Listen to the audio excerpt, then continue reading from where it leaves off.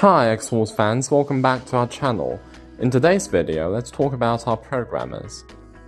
It's been 9 years since our first super programmer Multi-Prog was launched. Its powerful data reading and writing capabilities have been widely praised by automobile locksmiths.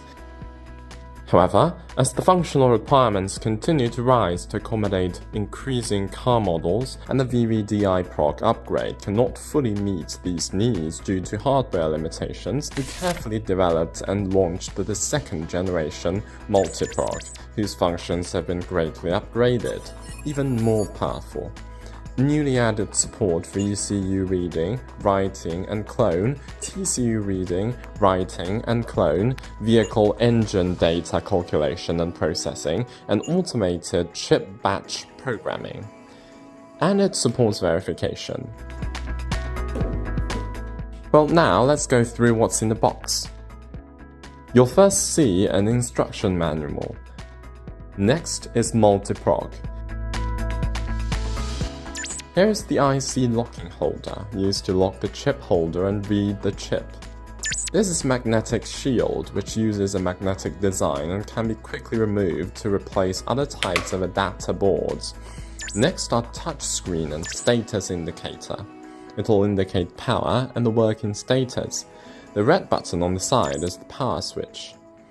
There are abundant interfaces at the back, including a power socket, PE grounding plug, ISP ECU DOIP interface, reserved automation programming interface, RJ45 network port, USB-A interface, and USB interface. For details on how to use these interfaces, you can follow our upcoming tutorials. We'll skip them here. There is also a box of accessories coming with the device. Open it and you will see a large package of cables. This one is the MCU solder cable, which is used to read and write MCU chip or automotive module data.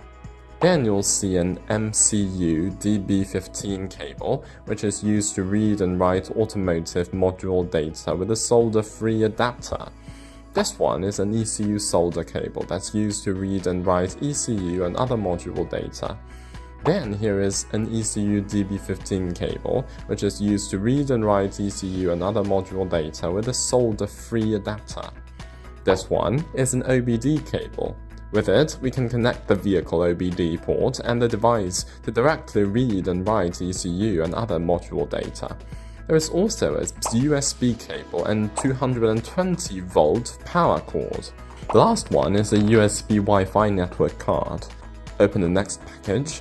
You'll see ECU cable plugs in it, which are compatible with various types of ECUs and facilitate the connection of ECU pins. This is the power adapter. Then you'll see two adapter boards. This one is the VH20 interface adapter board, which is used for interface self-test. This one is the VH23 interface adapter board, which is used to solder, read, and write related chips. Besides these two boards, there is also an adapter board installed in the device by default. The VH13 interface adapter board can lock various IC sockets and DIP packaged memory chips, which is convenient for the direct reading and writing of chips. Well, I've covered everything in the box of Multi-Prog. So many accessories and interfaces are designed to achieve more and more practical functions. In the follow-up video, we'll also introduce the functions and usage of the Multi-Prog in detail. If you're interested, please follow us. See you in the next video.